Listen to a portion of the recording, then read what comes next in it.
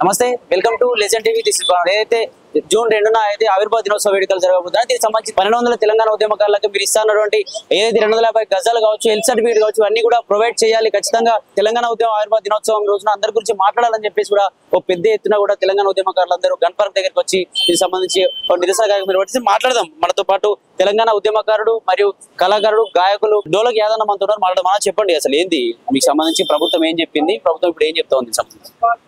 ప్రభుత్వము గత ప్రభుత్వము ఎన్నో చెప్పింది, ఆ ప్రభుత్వం కూడా ఏం చేయలేదు. ఈ ప్రభుత్వం కూడా పథకాలు పెట్టి పథకాలతోటి ప్రభుత్వం వచ్చింది. తెలంగాణ ముఖ్యంగా తెలంగాణ కోసం పోరాటం చేసి పాటలు పాడిన ఉద్యమకారులకి, కళాకారులకి మేము ఇచ్చిన మాట ఖచ్చితంగా నిలబెట్టుకుంటామని చెప్పడం వల్లనే వాళ్ళు అధికారంలోకి రావడంలో కీలకమైనటువంటి పాత్ర ఎవరిది ఉన్నదంటే ఉద్యమకారులది, కళాకారులది ఉన్నది. కాబట్టి ఆ ఇచ్చిన హామీలు రెండు సంవత్సరాలు గడవబోతా ఉన్నది. అయినా ఇంతవరకు కూడా హామీలను ఏది కూడా ఇంతవరకు ఇచ్చిన దాఖలాలు లేవు. కాబట్టి రేపు ఏదైతే జూన్ 2 తారీఖున జరగబోతున్నటువంటి 2వ కాంగ్రెస్ ప్రభుత్వం ఆధీనంలోకి వచ్చిన తర్వాత 2వ అవతరణ దినోత్సవం జరుపుతా ఉన్నారు కాబట్టి, 2వసారి జరుపుతా ఉన్నారు కాబట్టి ఈ రేపు జరగబోయే ఆ సభలో ఖచ్చితంగా ఉద్యమకారులకు ఇస్తున్నటువంటి హామీలను ఖచ్చితంగా ఇవ్వాలని మేము ఈ రోజు ఈ అమరవీరుల స్థూపం దగ్గర నివాళులర్పించడం జరుగుతుంది. ప్రభుత్వం ఏమేమి హామీలు ఇచ్చి, అంటే ఈ కాంగ్రెస్ వచ్చిన తర్వాత కాంగ్రెస్ ప్రభుత్వం ఇచ్చిన హామీలా లేకపోతే అంతకుముందు బీఆర్ఎస్ ప్రభుత్వం ఇచ్చిన హామీలా? కాంగ్రెస్ సపరేట్ గా కొన్ని పథకాలు ఇచ్చింది. అది ఏంటంటే 250 గజాల ఇండ్లు ఖచ్చితంగా మేము ఇస్తాము. ఉద్యమంలో పాల్గొన్న అమరులైన కుటుంబాలకి న్యాయం చేస్తామన్నారు, అన్యాయం జరిగిన వాళ్ళకి. అట్లాగే కళాకారులకు కూడా చాలా మందికి న్యాయం జరగలేదు, ఆ న్యాయాన్ని మేము పూర్తిగా ఫుల్ఫిల్ చేస్తామని మాట ఇచ్చిండ్రు. ఖచ్చితంగా 2000 మంది కళాకారులకు ఇంకా మిగిలిపోయి ఉన్నారు, వాళ్ళకందరికి కూడా న్యాయం జరగాలనేది మేము డిమాండ్ చేస్తున్నాం. వాళ్ళు ఇచ్చిన హామీలే. అంటే వాళ్ళు వచ్చిన తర్వాత వాళ్ళు ఇచ్చిన హామీలో కూడా అయితే ఉద్యమకాలు ఎవరైతున్నా వాళ్ళు కూడా కోటి రూపాయలు ఇచ్చే ప్రయత్నం చేసింది. అంటే మీ దాకా రాలేవన్నా అసలు ఎటుపోయినట్టు. మరి నిజంగా అందరికీ ఉద్యమకాలు అందరికీ కోటి ఇచ్చామని చెప్పి రేవంత్ రెడ్డి కూడా చెప్పిన పరిస్థితి, మరి అవన్నీ ఎటుపోయినట్టు. ఆ కోటి రూపాయలు ఇచ్చినామనేది చెప్పేటివి మేము కూడా కొంతమంది మేధావుల్ని ఆ కోటి రూపాయలలో తీసుకున్నారని చెప్పిన వాళ్ళలో ఒకరిని కలిసాము. వాళ్ళు కూడా చెప్పింది ఏంటంటే అవి ఇచ్చింది లేదు, చేసింది లేదు, ఇంతవరకు ఖాళీ పుకారులు లేపిన తప్ప ఏమీ ఇవ్వలేదు, చేయలేదు. ఇంకొకటి, తెలంగాణ రాష్ట్ర సాధన కోసం ఒక 9 మందో 8 మందో మేధావులు లేరు. చాలా మంది మేధావులు ఉన్నారు, చాలా మంది ఉద్యమకారులు ఉన్నారు, చాలా మంది కళాకారులు ఉన్నారు. తెలంగాణ కోసమే ఏర్పడినటువంటి ఒక జననాట్య మండలి నుంచి మొదలుకొని ఉన్నటువంటి గొప్ప కళాకారులు ఉన్నారు. కాబట్టి అందరికీ న్యాయం జరిగేటట్టుగా కోటి రూపాయలు కొంతమందికే కాకుండా నువ్వు ఇస్తున్న కోటిలో 10 మంది ఉద్యమకారులు కూడా వాళ్ళకి హెల్ప్ చేసిన వాళ్ళు అవుతారు, ప్రభుత్వం నుంచి ఆదుకున్న వాళ్ళు అవుతారు. కాబట్టి ఒక్కరికి కోటి కాదు, ఉన్న వాళ్ళందరికీ ఇచ్చిన తప్పేం లేదు. గతంలో ఈ ప్రభుత్వం కూడా మేము లెక్కలు తీస్తే 90,000 మందే ఉద్యమకారులు ఉన్నారు అని చెప్పేసి అంటా ఉన్నది. అది 90,000 కాదు, దాదాపుగా 1,00,000కు దగ్గరగా ఉంటారు, 1,00,000కు పైగానే ఉంటారు తప్ప కింద ఉండరు. ఎందుకంటే ప్రతి పల్లెలో ఉద్యమాలు చేసిరు, ప్రతి పల్లెలో ఉద్యమకారుడు అనేటోడు ఒకళ్ళిద్దరు ఖచ్చితంగా ఫుల్ టైమ్గా పనిచేసిన వాళ్ళు ఉన్నారు. వాళ్ళని తీసుకోవడము మీ ప్రభుత్వానికి ఎంత పని కాదు. మీరు ఒక ఆర్డర్ వేస్తే, ఒక ఎండిఓకో, ఒక ఆర్డీఓకో, లేకపోతే ఒక ఎంఆర్ఓకో మీరు ఒక ఆర్డర్ వేస్తే అది ఒక్క రోజులలో మొత్తం బయట ఉద్యమకారులు ఎక్కడ ఉన్నారు అనేది మీకు బయటకు తెలుస్తుంది. కాబట్టి మీరు ఆ పని చేయాల్సిందిగా మేము కోరుతా ఉన్నాం. ప్రతిసారి చెప్తున్న విషయం ఏంటంటే కేసీఆర్ ప్రభుత్వం ఉద్యమకారులు ఎవరిని పట్టించుకోలేదని చెప్పి ప్రతిసారి చెప్పుకుంటూ వచ్చింది. అంటే నిజంగా అదే దారిలో నడుస్తున్నాడు అనుకోవచ్చు రేవంత్ రెడ్డి కూడా. నిజంగా ఆయనే గత ప్రభుత్వాన్ని అన్నాడు, మరి ఈయన అనే వచ్చిండు అని వచ్చి 2 నెలలు దగ్గరకు వస్తుంది. మరి ఏది ఇచ్చిందో చూపించమని మేము అడుగుతా ఉన్నాం. ఇచ్చింది లేదు, సచ్చింది లేదు.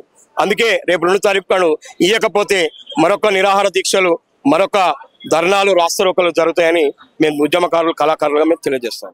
అలా చెప్పు, తెలంగాణ ఉద్యమ టైంలో ఎంతో మంది బలిదానాలు అయ్యారు. అటు లాఠీలకి తూటాలకు కొడిన పరిస్థితి. అంత బలిదానాలు వచ్చిన తెలంగాణ ప్రభుత్వం వచ్చిన తర్వాత ఎందుకు అటు గత ప్రభుత్వం కావచ్చు, ఈ ప్రభుత్వం ఎందుకు ఇట్లాంటి ప్రవర్తన చేస్తుందని అనుకుంటున్నాను. అయితే ఒకటి మేము ఏం కోరుకుంటున్నామంటే, ఇప్పుడు దాదాపుగా 1992, 93 నుంచి కళారంగంలో పనిచేస్తూనే ఉన్నాం. ఆనాడు తెలంగాణ రాకముందు కూడా పాటలు పాడినాం.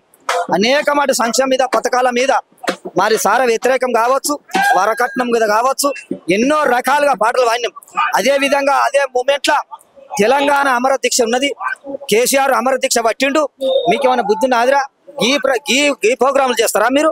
అక్కడ సాగు నోట్లు పెట్టి కేసీఆర్ సాగు నోట్లు పెట్టి అక్కడ అమర దీక్ష పట్టిండు. మీరు ఈ బంద్ చేస్తేనే బంద్ చేయరు అంటే మేము అప్పుడు కూడా బంద్ చేసుకొని మరి కేసీఆర్ ఇట్లుండట అని చెప్పి మేము తప్పకుండా తెలంగాణ ఉద్యమంలో పాల్గొన్నాం.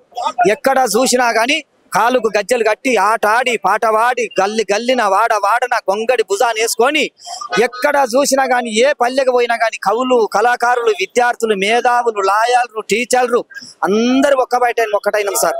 ఒక్కటై ఇలా తెచ్చుకున్న తెలంగాణ మేము కాలుకు గజ్జలు కట్టినాం. నిద్ర లేక, ఆహారం లేక, పెళ్ళాం పిల్లలను విడిచిపెట్టి ఇక తెలంగాణ వస్తే బాగుపడతాం, మా కేసీఆర్ మాకు మేలు చేస్తాడు, మా పిల్లలు బాగుపడతారు, మా భార్య పిల్లలు బాగుపడతారు, మేము బాగుపడతాం అని చెప్పి ఆశిస్తూ మేము అందుకోసమని ఇవాళ తెలంగాణ కోసం పోరాడినాం. ఇవాళ ఒక్కరు తెచ్చి తేలే, కవులు కళాకారులు అందరు తెస్తేనే, అందరూ పాట పాడితేనే ఇలా తెచ్చిండు. ఇలా ఆయన చెప్పుకుంటున్నా ఏమంటే గొప్పగా ఈ సాగు నోట్ల పెట్టి కేసీఆర్ తెస్తేనే తెలంగాణ వచ్చిందని కాదు. మేము కాలుకు గజ్జె కట్టి ఆట ఆడి పాట పాడితేనే అందరూ గుమ్ముగూడి బస్సులు బంద్ పెట్టినాం, మిలియన్ మార్చిని చేసినాం. ఎన్నో రకాలుగా అన్ని ఎక్కడ చూస్తే అక్కడ నిర్బంధాలు, ఎక్కడ చూసిన అరెస్టులు, ఇవన్నీ పడ్డం, దెబ్బలు పడ్డం, ఇవన్నీ పడ్డం. ఇలా వచ్చిన తెలంగాణ ఇలా కేసీఆర్ మనకి ఏం మేలు చేయలేదు. మేము ఆనాడు కూడా ఏమనుకున్నామంటే ఇలా కేసీఆర్ సార్ ఇలా ప్రతి ఒక్కరికి ఇక ఉద్యోగం ఇయ్యడు. ఎన్నో రకాలుగా మనం ముందుకు పోయినాం, కవులు కళాకారులు అంతా ముందుకు పోయినాం. ఇలా 550 మందికి కళాకారులకే ఉద్యోగం ఇచ్చిండు. ఇక మిగతా వారిని పక్కన పెట్టిండు. పక్కన పెట్టి ఏమన్నా రసమాయికి అప్పచెప్పిండు.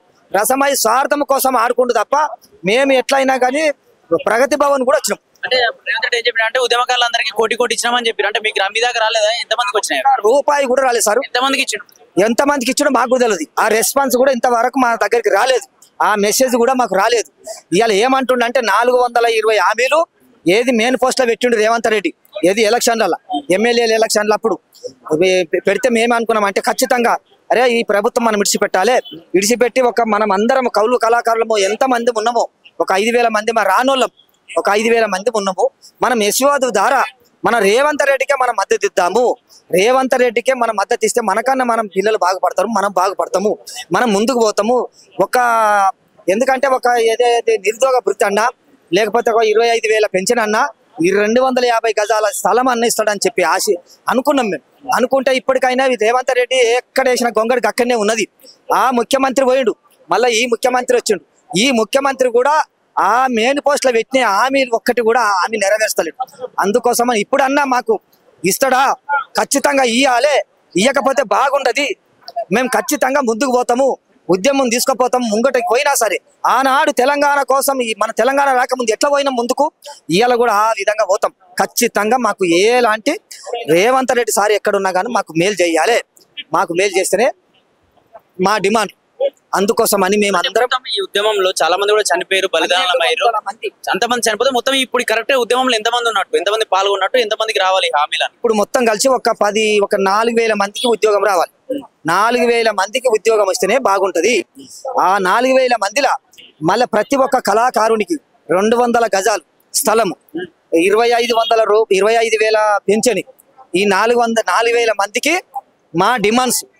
ఆ హామీ ప్రకారమే నువ్వు హామీ పెట్టినావు కాబట్టి ఆ హామీ ప్రకారమే నువ్వు మేము కొత్తగా అడుగుతలేం. మా డిమాండ్లు మాకే కావాలి. నువ్వేమేమి పెట్టినావో ఆ డిమాండ్స్ మాకు నెరవేర్చేదాకా మేము ఊకుంటాం. నిజంగా ఇప్పుడు జూన్ 2న ఆవిర్భావ దినోత్సవం ఉంది. ఆ రోజున మీ హామీల గురించి మాట్లాడకపోతే మరి అంటే నెక్స్ట్ ఉద్యమకారులు అందరూ ఏం చేయబోతున్నారు? మరి ముందుకు పోతాము. ఉద్యమం కూడా మళ్ళా ముందు ఎట్లా తీసుకుపోయినామో ఆ రకంగా తీసుకుపోతాం. మరి నిర్బంధమైనా సరే, మమ్మల్ని అరెస్ట్ చేసినా సరే, మమ్మల్ని జైళ్ళలో పెట్టినా సరే, తెలంగాణ ఉద్యమంలో ఎట్లా జైళ్ళలో పెట్టిరో, ఎట్లా కొట్టిరో లాఠీ చార్జీలు, ఆంధ్ర పోలీసులు ఎట్లా కొట్టిర్రు, ఏ రకంగా కొట్టిరో ఆ విధంగా కూడా ఇవాళ కూడా మేము మళ్ళీ ముందుకు పోతాం. ఉద్యమం ఆపది తప్పకుండా. మాది ఆవిర్భావ దినోత్సవం మాకు ఇది రెస్పాన్స్ ప్రకట చేయకపోతే ఖచ్చితంగా మేము ముందుకు పోతాం. మా డిమాండ్లు మాకు కావాలి. జై తెలంగాణ.